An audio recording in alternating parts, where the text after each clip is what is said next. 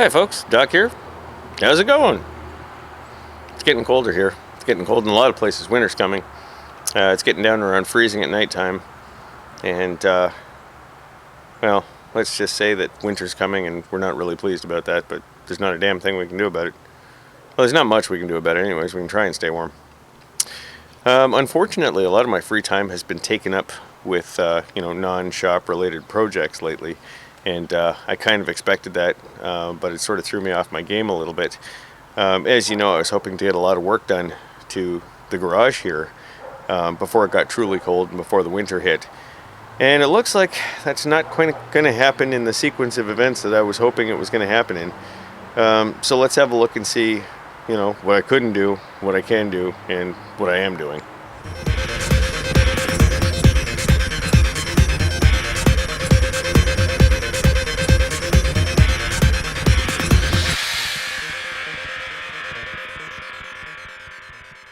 So as you all know, this thing needs a new roof, and that just didn't happen. Just didn't have time. The weather turned from, stupidly hot to stupidly cold faster than you can say, holy crap, the weather's changing. But I do have the roof tarped with a double layer, so that's 2 layers of tarpaulin, and as you can see, it's battened down well. It's been, I gotta think about this now. We're probably coming up on 4 months since I tarped it, and there's no sign of the wind wrecking it so far, so that's a good thing. I figure I'll get through the winter with the tarp on. It's just getting a little bit cold for roofing. I don't mind so much doing it, but in my mind anyways, if the shingles don't get warm enough during the day to stick down, you're really risking the wind picking them up again, and I just don't want to take the risk. Now, naturally, with the shingles not done, I really had hoped to be able to do the roofing before dealing with the interior here, because of course if the roof leaks again, stuff falls apart inside. And remember, don't touch the conductors. Anyways, yeah, I can't complete the inside because I can't complete the outside. But I think I can get a start on it anyways. I had planned to, apply insulation and vapor barrier everywhere, and either finish up in drywall or plywood, and I hadn't really decided which, because they've both got their benefits. Now, with the tarp being reasonably stable, I think it's going to hold.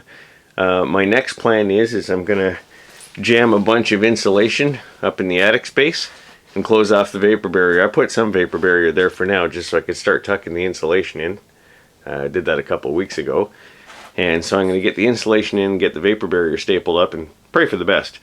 I know it's a little bit counterintuitive. If I spring a leak, I'm going to be scrambling to fix it, but shoot, I just don't want to freeze my nuts off this winter. I want to be able to get some videos done, get some work done.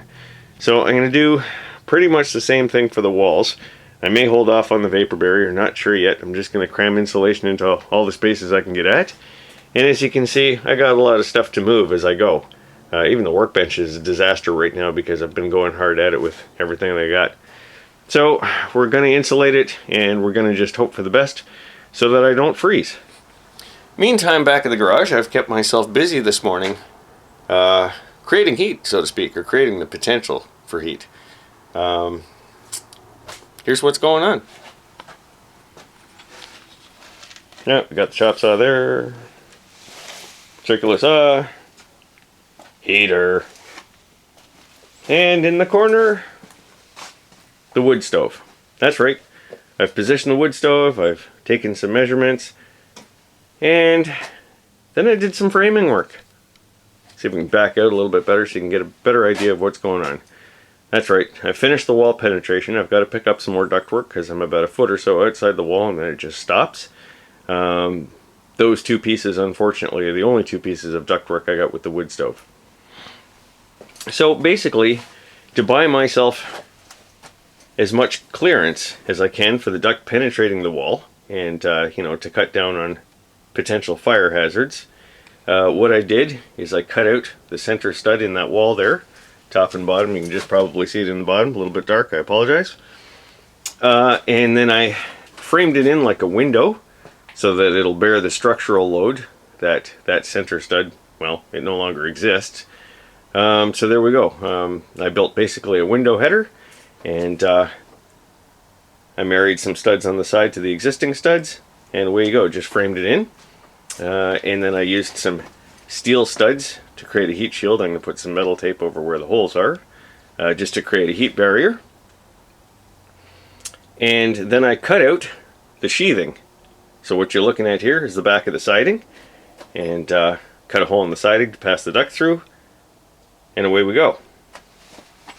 Okay, so I've decided that this is about as far as I can take it for now, until I get a couple of key components, and you can see that I scabbed in another piece of steel track there just to provide a little bit of support for the duct, because we're going to have like an 8-foot vertical stack on the outside, and you know, we need to support it just a little bit better than, you know, spacing it off the wall outside. We need some kind of vertical support, so that's going to provide at least some of the vertical support. Let's have a look outside.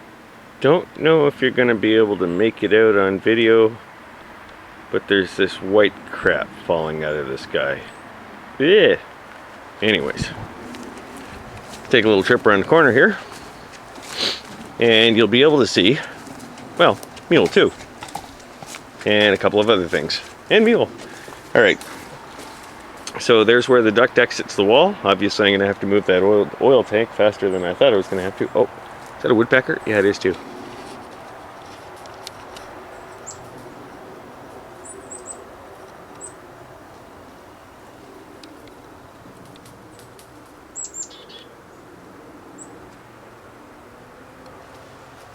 Cute. It's been a long time since I've seen one of the big pileated woodpeckers, but they're all cool.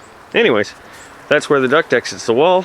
I'm going to have to move the oil tank, which is going to be exciting because it's about a third full of 40-year-old heating oil. I'm going to see if I can burn that in something or other. And just backing out a little bit here, I'm going to have to step that out a little bit further, about another 17-18 inches. And then I've got about an 8-foot vertical rise to clear the roof. So I need a couple more pieces of duct. I guess the one last thing I'll mention is that this whole corner, including inside the duct penetration window, and about 4 feet out from the corner of the framing all the way around, is going to be filled with the Roxol fireproof insulation and capped with cement board. I know that I mentioned earlier I couldn't decide whether to go drywall or plywood on the interior of this place, and they both have their benefits and liabilities, but this entire corner, for safety's sake and fireproofing it, is going to be cement board.